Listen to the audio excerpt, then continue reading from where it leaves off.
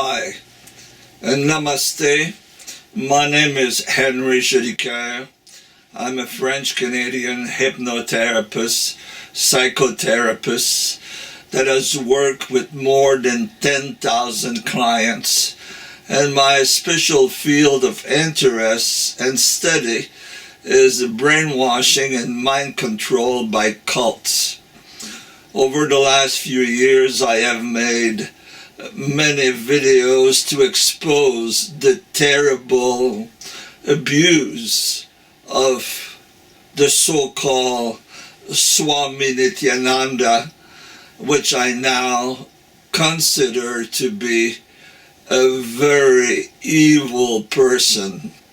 And I find it absolutely incredible that there are still people that are worshiping him, singing his name, thinking that he is an incarnation of the god Shiva. In the last few days, I've listened again to some testimonial of Sarah Landry, for who I have a lot of admiration to be a whistleblower, and her interview of Jordan Rosada, who was completely brainwashed by the cult of Nityananda. For someone who has never been brainwashed by a cult, it is very difficult to understand how someone who was intelligent and sophisticated like Sarah Landry could masturbate her guru and still think that he is an incarnation of God on earth. And it is even more incredible to see that a nice young man like Jordan would be asked to masturbate his guru, and even being asked to eat the cum of his guru. So listen to this testimonial, and like me, you might be surprised to see how far brainwashing can go when you surrender your soul to a false guru. And I went through the sexual trauma of like having to do all this stuff with him, and I said no. I said no on going to a certain extent. He wanted me, to give him a blowjob and drink his cum. He wanted me to eat his cum, and like I straight up just said no. Like I was like, yeah. And I believed that. And I remember even after I had felt his erection, because he'd also forced me to give him a hand job on 2 separate occasions. Once during a Mahant meeting in front of about 30 people who didn't know what was happening because it was under his copy. I mean, he was very pushy to get what he wanted. no one could see. I mean, the stroke wouldn't be that long, so. No, exactly. I'm glad we can laugh about that now. I remember I was shocked actually the first time I felt his erection, because I mean, this I don't mean to body shame anybody, but I assumed if an avatar took human form as Sadashiva and wanted to be sexually active with devotees, claiming it's to enlighten them, I mean, he had sent me pornographic images in Facebook Messenger, and he had said things about how he's the most perfect, lover, perfect everything. He really built it up.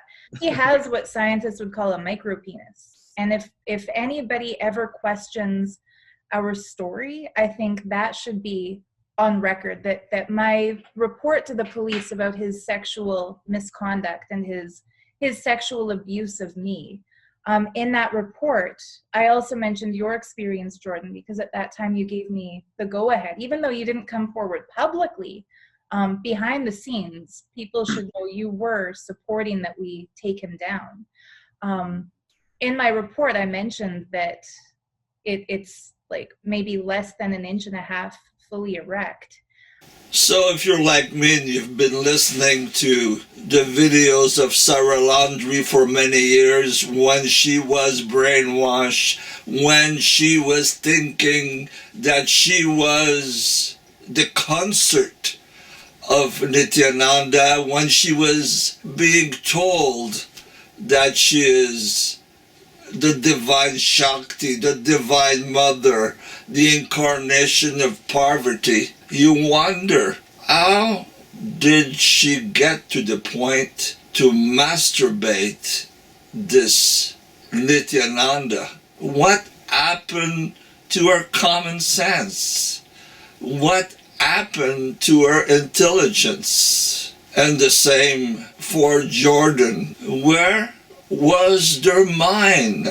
Where was their critical judgment? It was completely gone, ladies and gentlemen. This is what brainwashing can do. And we have seen in other cults that disciple will even kill for their guru, as we have seen in the Jonestown massacre. So what can we learn about these brainwashing events? Well, what comes to mind for me is the wise word of the Buddha. He said, do not believe anything because you've read it in this scripture or that other scripture.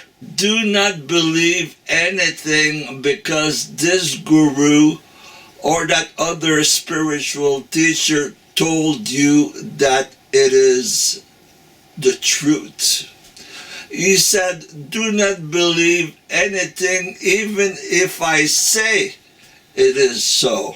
Only believe when it makes sense to your intelligence and makes sense to your heart. And that's, I believe, how we should navigate life. There's all kinds of cults out there that say, believe this, believe that the guru is an incarnation of God Shiva. Believe that what the Jehovah's Witnesses say is the absolute truth. Believe what Scientology tells you, because Ron Hubbard was the most intelligent man ever to incarnate on this planet.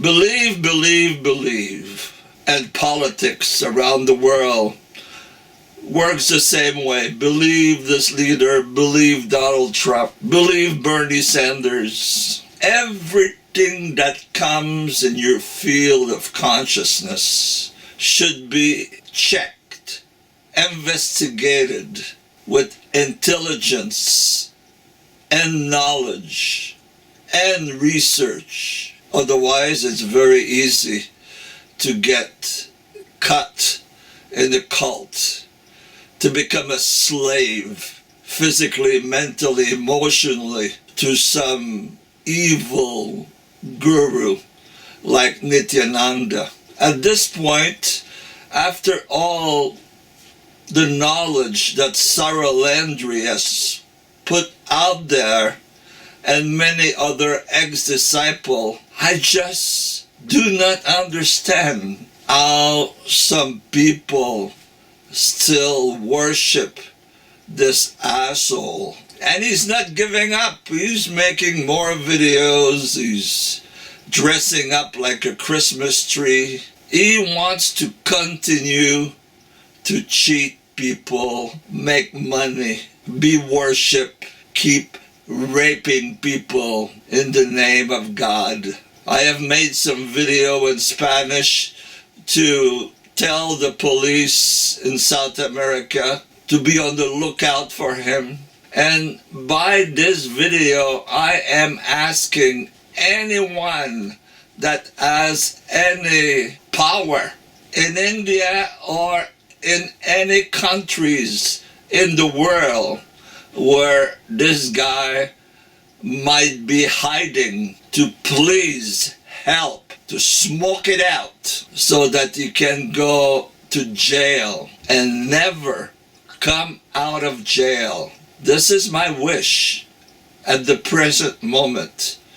As I explained in others' video, I was severely beaten by Nityananda's goons in 2011 because I dared to ask him one question directly.